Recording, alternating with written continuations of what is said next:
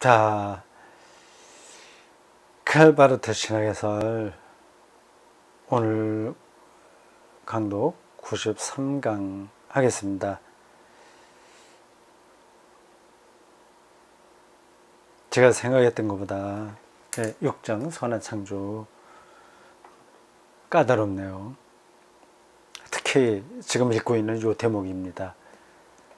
창조의 보존이라고 제가 머리에 남아 있었던 그게 바르트에 의해서 부정되는 듯한 느낌을 요 대목 앞부분에서 받았습니다. 슐라이르마흐의 계속적인 창조, 크리아치오 콘티누아, 이걸 반대한다는 거였습니다. 이상하네.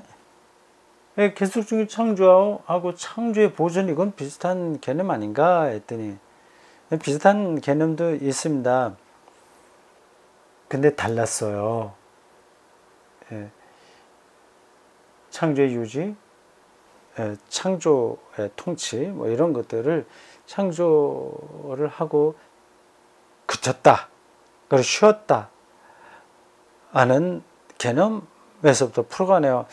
아, 놀라워요. 그러니까 바르트가 하는 이야기는 그냥 들으면 안 돼요. 그러다가 이제 뒤통수 맞습니다.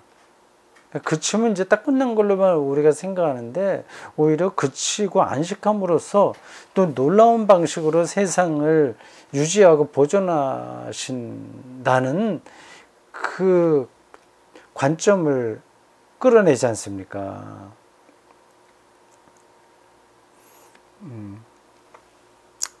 자, 그렇습니다. 상당한 부분에서 제가 생각했던 창조의 보존, 이게 바르트 신학에서 부정받는 것은 부정되는 건 아니다, 그렇게 해결됐습니다. 다만 그 창조의 보존이 계속적인 창조하고는 개념적으로 차이가 있다 생각하시면 되겠습니다. 그 근본적인 차이라는 것은 창조를 지금 우리 피조물인 우리들의 책임으로 지금은 해야 된다고 하는 그 견해가 계속적인 창조 안에 들어있는 거죠. 자, 344쪽 중간 패러그래프입니다. 그러나 창조의 선함과 유지는 악의 사실성을 통해 의문시 되지 않는가? 이 질문이에요. 그렇죠. 하나님이 선하심, 하나님이 그리고 우리에게 우리가 이 실존 그리고 현 존재를 살아가도록 유지하신다는 그 관점이, 이 세상이 악하잖아요. 그 뭐 파괴되고 있지 않습니까? 하나님 창조가. 그런 것 갖고 좀 맞지 않는 얘기 아니냐는 거죠. 그건 제가 앞에서도 몇 번 했던 주장이고, 뭐 다른 이렇게 저렇게 신학과 그리고 타 학문과의 논쟁에서 나올 만한 질문입니다. 그렇지 않으면 여기서 바르트가 많이 인용되듯이 악을 무해화하고 있다고 말해야 되지 않은가?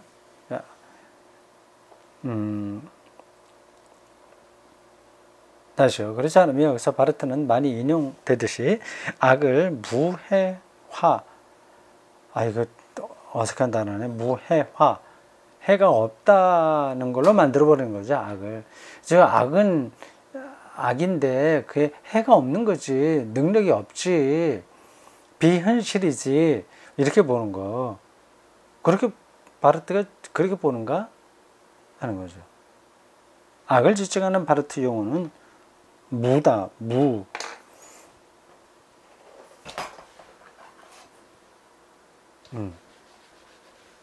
악의 문제가 나왔어요. 창조와 악의 문제, 선한 창조와 악의 문제가 어떻게 연관되는지는 우리가 다 알고 있는 거고, 결국 그러니까 악의 본질이 뭐냐, 그런 얘기 할 수밖에 없습니다. 바르트에 의하면 악은 무다, 다스 니히트에 다스는 빼도 돼요. 이거는 정관사니까. 니, 티게. 없다는 겁니다. 무다. 근데 이것은 단순히 없다는 뜻 혹은 존재하지 않는다는 뜻이 아니고 이중의 의미를 갖는다. 그러니까 바르트가 하는 용어들을 그냥 낱말 뜻으로만 알고 있다가는 그 뒤통수 맞습니다. 무조건 없다는 뜻이 아니에요.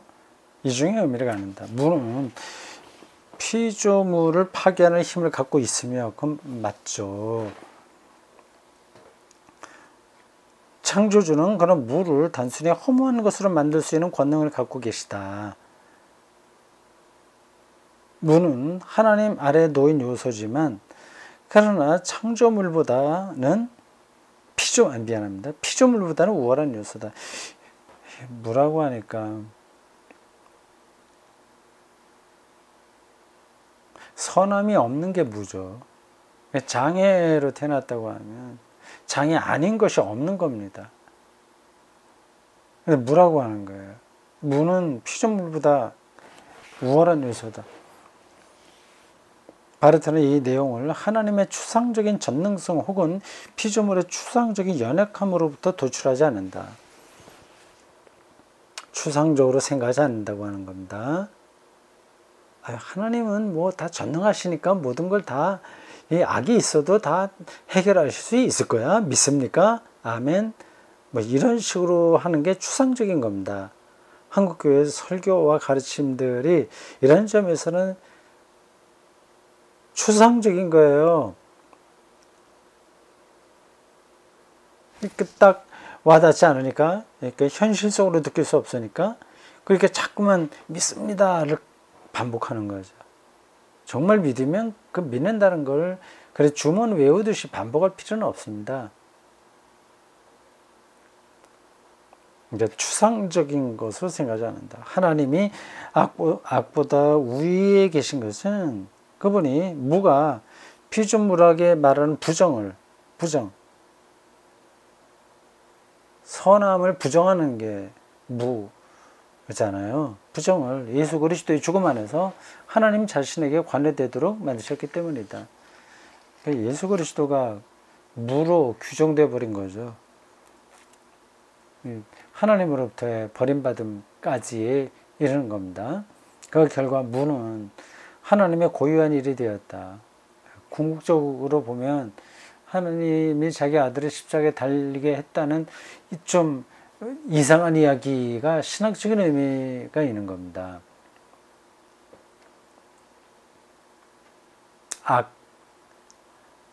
악의 의미인 무. 그러나 하나님의 고유한 일이 되었다. 그리고 무에 무한시키는 위협은 더 이상 인간에 이를 수 없게 되었다. 우리가 그를 처리할 수 없다는 뜻입니다. 인간이 악에 굴복하고 그것에 파멸적인 힘에 떨어지게 되는 것은 오로지 그가 무를 허무한 것으로 만드시는 하나님을 도외시할 때다. 그래서 무와의 투쟁을 인간 자신의 고유한 일로 만들 때다. 자기가 악을 극복해 보려고 무지하게 애를 쓸 때 이제 악에 굴복하게 되는 거죠.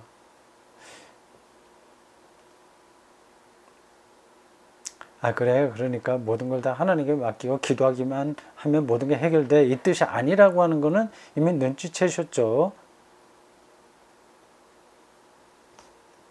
이와 함께 거대한 재앙이 돌입한다.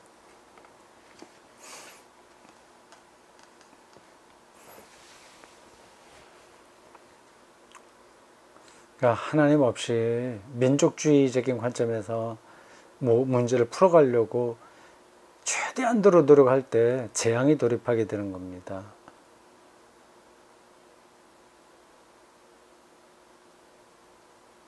이게 이제 우리나라의 상황하고 연관해서 생각해 보면 이렇게 설명하면 돼요. 진보적인 입장에 있는 분들이요. 뭐 저도 그런 쪽에 있다고 생각을 하는데 이제 하나님 없이 진보적인 가치를 무조건 실현하려고 하다 보면 악에 떨어질 수가 있습니다. 방법론은 중요하지 않게 되죠. 자기의 진보적 이데올로기를 실현시키기 위해서 수단 방법 가리지 않게 됩니다. 그럼 그게 악에 굴복하게 되는 거죠. 그럼 시행착오 정도가 아니라 이게 본인이 원래 바랐던 그 진보적인 가치도 실현할 수가 없게 됩니다. 남북 관계도 사실은 마찬가지일 수 있어요. 그래서 교회를 다니지 않은 사람들의 진보적인 역사 투쟁을 우리가 무조건 반대할 것도 없고 무조건 지지할 거 하지도 않아요. 방향은 옳긴 옳은데 그게 정말 옳은 방향으로 가고 있냐 아니냐 하는 것을 예언자적 관점으로 우리가 문제 제기를 하고 방향을 제시해야 되겠죠. 한편으로 인간은 악에 견딜 수 없이 끔찍한 사실성을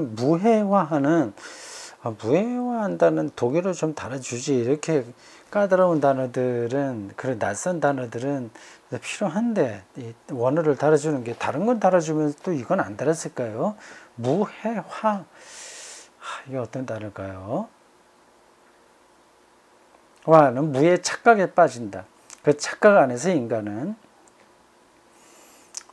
무를 과소평가하게 되고 그 결과 자신이 무를 처치할 수 있다거나 혹은 어떻게든 무와 타협할 수 있다고 믿게 된다. 자기 확신에 떨어지게 되는 거죠. 그렇게 하는 가운데 인간은 자동적으로 자기보다 우월한 무를 시야에서 놓치게 되고 이건 뭐 악이죠. 뭐 선하게 보일 수도 있는데 악입니다. 선한 게 없으니까 악이죠. 하나님의 선한 통치가 포기한 곳이기에 무라고 하는 겁니다. 악이죠. 착각하여 무라고 여긴 것 혹은 자신의 우월성 아래에 있다고 느껴지는 어떤 것과 상대하게 된다. 그 주적을 놓치는 거죠. 작은 것에 조무래기에 상대하느라고 정작 사탄의 우두머리는 놓치고 마는 겁니다. 뭐 교회에도 그런 일들은 많이 벌어지죠. 뭐 작은 것, 잘한다고 하다가 정작 중요한 건 놓치는 겁니다. 좀 교양 있게 하고, 좀 도덕주의적으로 하고, 좀 정직하게 하고 한다는 것은 꽤 하는데, 더 큰 무에 대해서는 관심이 없어지는 겁니다. 이 자본주의 체제에 를 어떻게 우리가 대적해야 되느냐 하는 거는 다 놓치고 착하게 살아야지, 말 잘 듣고 뭐 어떻게 해야지, 선하게 뭐 살아야지, 이렇게만 하는 겁니다. 다른 한편으로 인간은 바로 그렇게 하는 가운데 하나님과 그분의 은혜를 거역하여 투정하게 된다. 근데 이러한 표현들도 다 사회과학적인 관점에서도 해명될 수 있는 표현들입니다. 근데 설교자들과 교회 지도자들이 그걸 다 놓치고 있습니다. 그래서 설교조로 하는 겁니다. 그러니까 바르트가 보통 사람이 아니죠. 그러니까 뭐 바르트만 그런 건 아닌데 그 위대한 신학자 중에 한 사람입니다. 그는 자신이 우월하게 물리치려고 하는 바로 그 악에 빠져요. 악에 직접적으로 협조하여 악을 유지시킨다.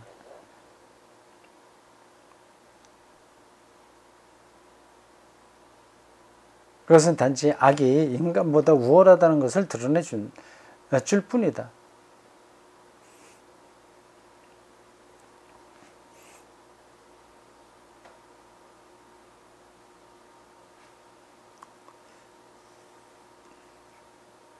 이와 함께 인간은 하나님 곧 위협받는 자신의 피조물과 긍휼로 연대하시면서 무의 파멸성을 자신의 일로 만드신 하나님을 부정한다.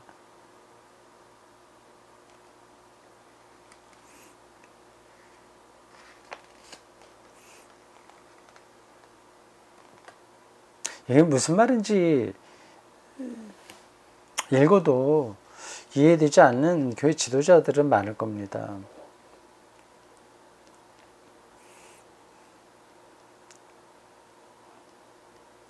그러나 다행히도 인간은 그것을 단지 부정만 할 수 있을 뿐이다. 하나님이 완전히 부정될 수는 없죠. 인간이 부정할 뿐이지. 그냥 외면하는 거죠. 사람이. 인간은 하나님께서 무보다 우월하시고 무와 헛되이 투쟁하지만 오히려 그것을 강하게 만들 뿐이 인간보다 우월하시다는 사실의 효력에는 전혀 관여하지 못한다.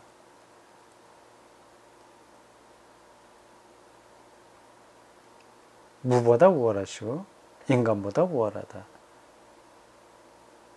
인간은 무와 투쟁하는데 오히려 그 무를 더 강하게 만들 뿐이다. 파멸의 위협을 받는 인간에게 남은 가능성은 자신의 믿음을 돌이키는 것 말고 무엇이 있겠는가? 메타노이아 회개죠. 하나님이 어떻게 무를 격파하는가를 바라보는 거죠. 그것은 자기 치유의 기술들에 대한 믿음으로부터 무를 허무하게 만드시는 하나님께 대한 믿음으로 돌이키는 것이다. 멋진 표현이 나오네요. 자기 치유의 기술들에 대한 믿음으로부터 무를 허무하게 만드시는 자기 치유의 기술들. 이게 참 전곡을 찌르는 겁니다. 자기 치유의 기술.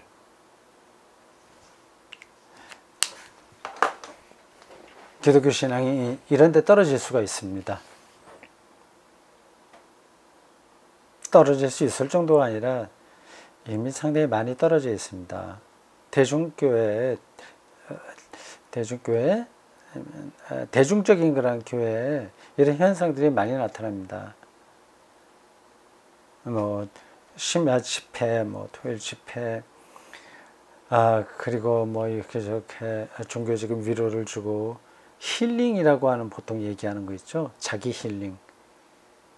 이게 신천지에 가도 자기 힐링은 가능합니다. 연세중앙교회 거기서 벌어지는 모든 예배 행위 등등에서도 자기 치유가 가능합니다. 그 유사한 자기 치유 기술들이 한국교회를 지배하고 있다고 하는 것 아시겠죠? 그런 믿음으로부터 무를 허무하게 만드신 하나님께로, 그게 아니라 하나님께로 무를 허무하게 만드는 하나님께로 방향을 돌리는 거죠. 그게 이제 회심입니다. 이렇게 해서 존재를 위해 필요한 모든 용기를 얻어오는 것이다. 그 표현이 멋지죠? 여기 연달아서 좋은 표현들이 나옵니다. 자기 치유의 기술들, 이거 꼭 외워두십시오. 일단 충분하게 개념이 이해되지 않을 때도 이해된다고 하더라도 이런 표현들은 외워두는 게 좋습니다. 자기 치유의 기술들. 사람들은 거기에 아주 약합니다.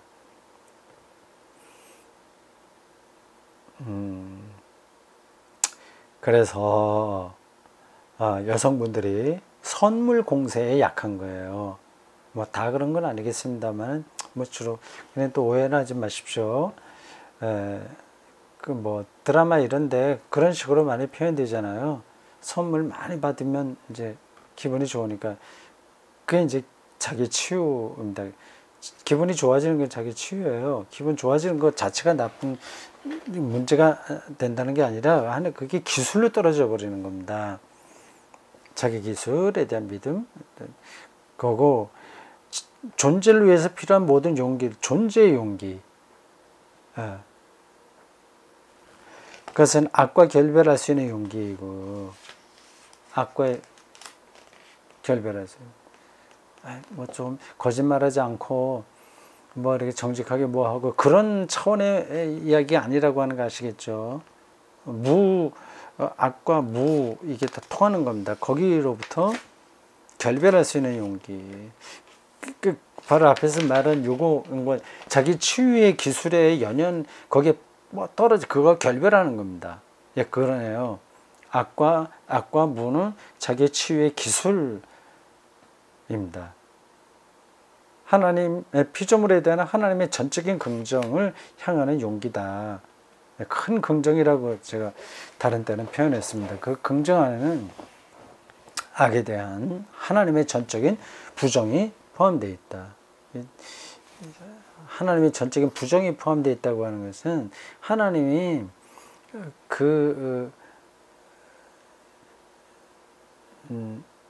악을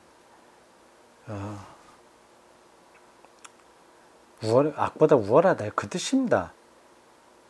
그러니까 그 하나님의 관점에 있으면 우리가 무와 악에 이제 휘둘리지 않게 되는 거죠. 그게 하나님의 전적인 긍정입니다.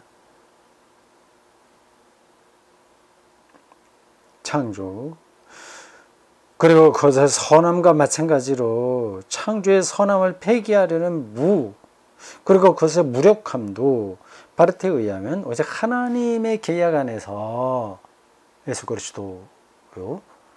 그것을 그리스도 안에서의 성취에 근거하고 있으며 오로지 계약으로부터 인식될 수 있다. 계약이 그 창조, 악이 여전히 발흥하는 이 창조 세계죠. 그것의 내적인 근거니까 여기서 인식될 수 있다. 무가 무력하다는 명제가 의문시되는 것은 우리가 창조와 계약을 그 다음에는 물론 구약 성서와 신약 성서를 서로 떼어놓을 수 있을 때 그러니까 트렌넨 떼어놓을 수 있어요. 분리할 수 있을 때이며 계약의 진리가 이미 창조의 비밀이고 또한 계약의 비밀이 창조의 선함을 이미 자체 안에 포함하고 있다는 사실을 알지 못할 때다.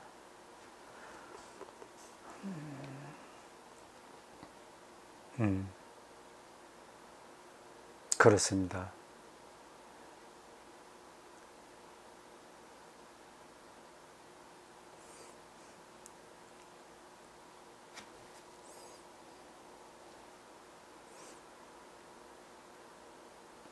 쉽게 얘기하면 우리에게 와닿는 일상으로 얘기하면 이렇습니다.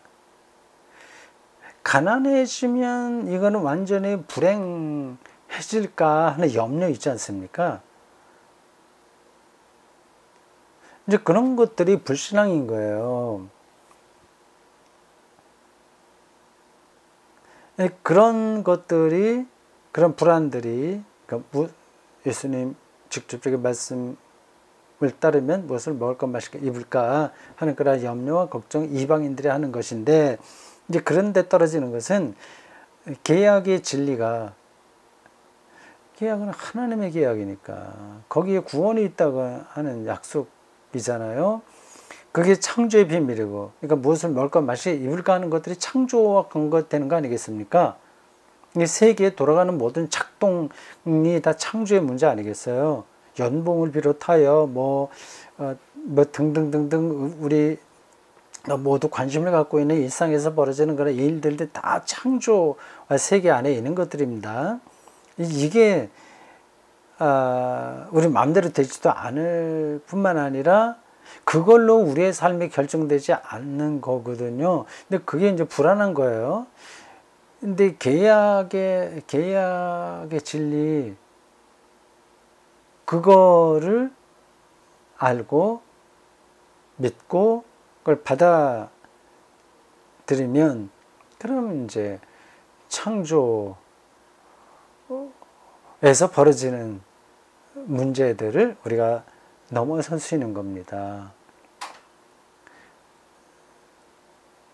그 계약은 우리가 만들어낸 게 아니라 하나님이 하신 거기 때문에, 창조자가 세상의 모든 악보다 우월하신 분이라서 그 계약 안에 있다면 악과 무를 우리가 넘어설 수 있는 거죠. 물론 그게 쉬운 건 아닙니다. 당장 돈이 없으면 배 고프고 뭐 이거저거 하고 싶은 것도 못하고 하지 않습니까? 이거 좀 세상으로부터 소외당하기도 하고 그런 일들이 있는 거 분명해요. 그것도 하나님이 이스라엘과 맺은 약속, 그리고 예수에게서 완성된 그 계약, 그것을 내적 근거로 하는 겁니다. 문제는 이제 그런 내적 근거가 우리들에게 충분하지 않으니까 계속 흔들리는 거죠.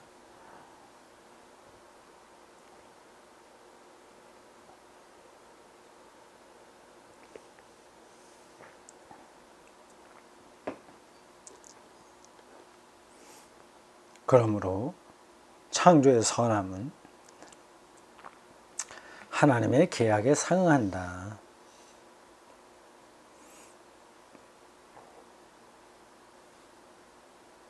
하나님 창조의 선함에 우리가 들어가려면 하나님의 계약을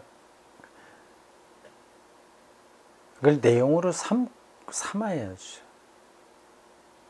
계약의 하나님과 그분의 행동이 창조를 전제한다는 점에서 그렇다. 하나님께서 피조물을 무로부터 창조하셨다는 것은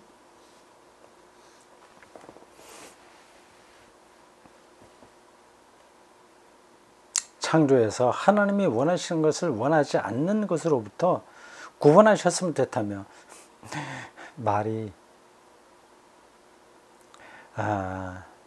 비비 꼬는 것 같죠.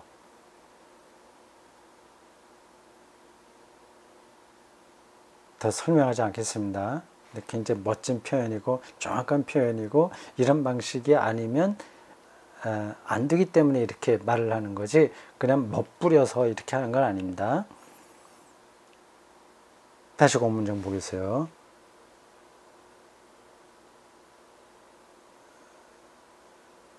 하나님께서 피조물을 무로부터 창조하셨다는 것은 창조에서 하나님이 원하시는 것을 원하지 않는 것으로부터 구분하셨음을 뜻하며,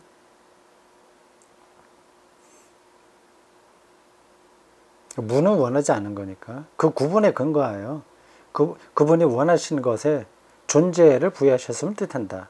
존재의 현존재죠. 네. 그 삶의 현실성이죠. 그걸 부여하셨음을 뜻한다.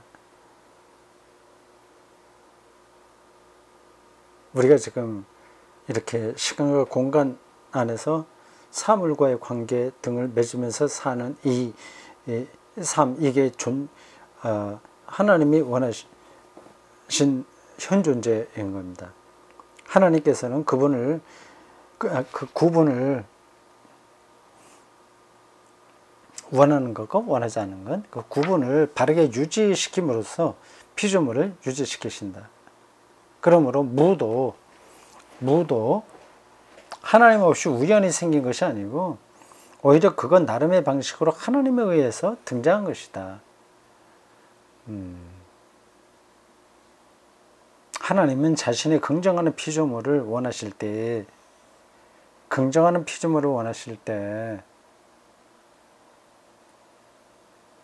계약에 근거한 거죠. 피조물을 부정하는 어떤 것. 그래서 하나님이 원치 않는 것도 동시에 원하게 되신다. 무가 있어야 이제 유가 가능하지 않습니까? 악이 있어야 선이 드러나지 않습니까? 선을 나타내셔야 되는데 다른 방법이 없는 거예요. 그땐 악의 관점이 필요한 거죠. 그래서 악을 만들었다고 하는 게 아니라 이거는 선을 선하게 나타나기 알게 하는 혹은 드러나게 하는 아니 그림자와 같은 것. 뭐 없다는 뜻이 아니라 그 수단, 그렇게 표현할 수 있을까요? 수단이라고 하는 것. 그렇게 말할 수 있습니다. 그럼 이제 악이 왜 존재하냐 하는 것의 근본적인 문제를 해결하는 겁니다.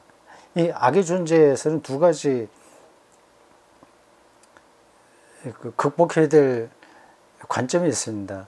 선악이 이원론이다. 따로 악이 따로 있다. 그건 또 말이 안 되는 거잖아요. 기독교 신앙에서. 그렇게 따로 이렇게 있는 게 아닙니다. 이게 그러니까 하나님이 모든 것을 지으셨다고 하는 그 전제에도 이 관점이 해당하는 겁니다. 골치 아프긴 하죠.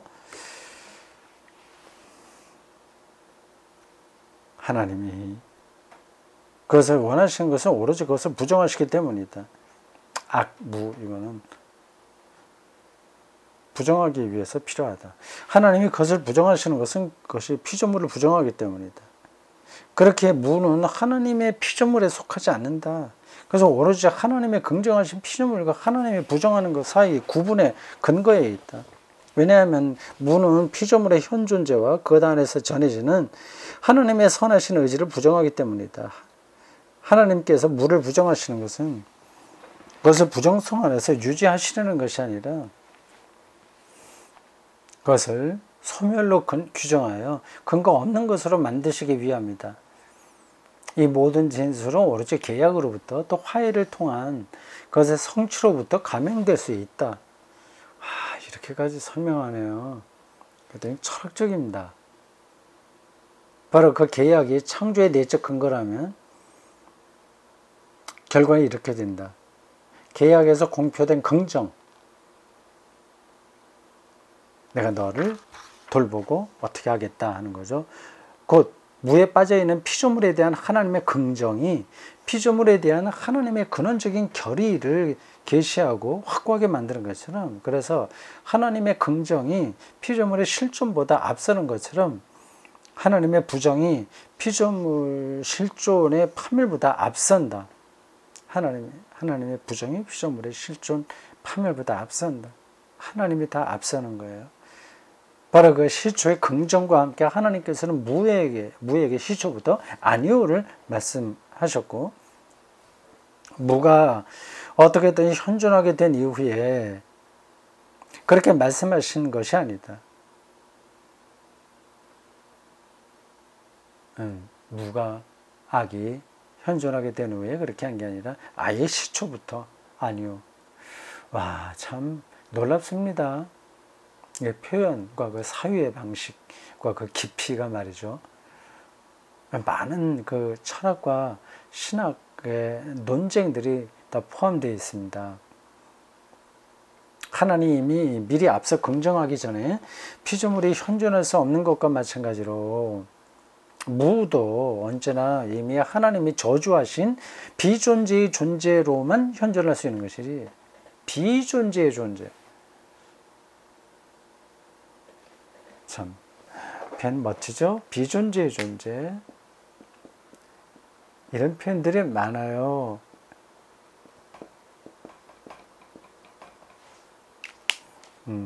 존재, 자인, 데스, 니히트 자인 데스, 뭐 이렇게 됐을까요? 모르겠습니다. 정확하게 독일어로는. 언어 유희를 통해서 어떤 신학적 깊이를 표현하려고 하는 겁니다. 비존재의 존재로서만 존재할 수 있는 것이지 창조자 혹은 창조물 안에 근거를 갖는 어떤 것으로서 현존할 수 있는 권리를 갖는 게 아니다. 악과 무는 그런 거예요. 어디 의존적인 것에 불과한 거죠. 그렇게 창조는 철회될 수 없이 선하다. 어떤 걸로 보충될 필요가 없다. 또 그렇게 하나님에 의한 피조물의 유지는 보존이에요. 유지 보존. 계속 제가 숙제로 안 했던 겁니다. 유지. 유지는 하나님이 피조물을 긍정해 주신다는 사실에 놓여 있다. 또 그렇게 약속된 새 창조는 새하늘과 새 땅, 새 창조, 우리 창조 완성이라고 보는데 새 창조는 하나님이 선하게 만드신 창조를 다른 어떤 것을 대체하는 것을 의미하지 않는다. 대체가 아니다. 새 창조는 선한 창조를 부정하는 모든 악을 결정적으로 제거하는 것인데 이 제거는 세계 내부의 어떤 것에 의해서도 불가능하고 오로지 하나님만이 홀로 행하실 수 있다. 그 제거의 결과는 비존재의 존재가 심판을 받아 소멸되는 것이다. 악이 소멸되는 거죠. 그건 비존재 존재니까. 계약의 성취 안에서 이와 같은 새 창조가 세계 안으로 돌입했다. 계약의 성취가 뭐예요? 예수 사건이죠. 부활이죠. 하나님께서 세상을 하나님 자신과 화해시킴으로써 세상에서 화해에 상응하는 미래를 선사하셨다.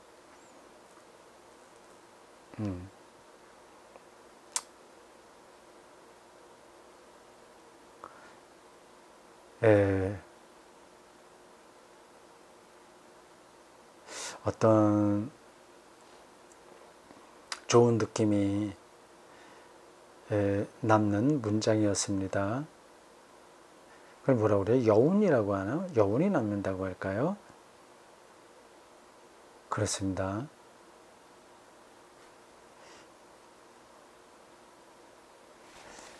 제가 아는 범위에서만 그냥 한 문장을 더 보탠다면 그가 말하는 하나님은 하이데거가 얘기하는 존재와 비슷합니다. 이미 이런 부분들은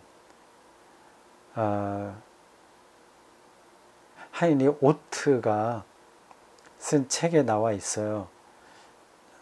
그가 제목이 뭐였더라? 존재와 신학인가? 존재와 하나님인가? 하이데거 신학에 대한 신학자의 해명인데 거기서 하이데거가 동의하지는 않겠으나 자기가 보기에 하이데거가 말하는 자인 존재는 바로 기독교가 얘기하는 하나님 개념이다. 그렇게 얘기를 했습니다. 저도 거기에 동의합니다. 그리고 이 부분을 읽다 보니까 바르트 신학이 거기에 딱 맞아떨어지는 게 아닌가 그런 생각이 드네요. 자, 오늘 여기까지 하겠습니다. 수고했습니다.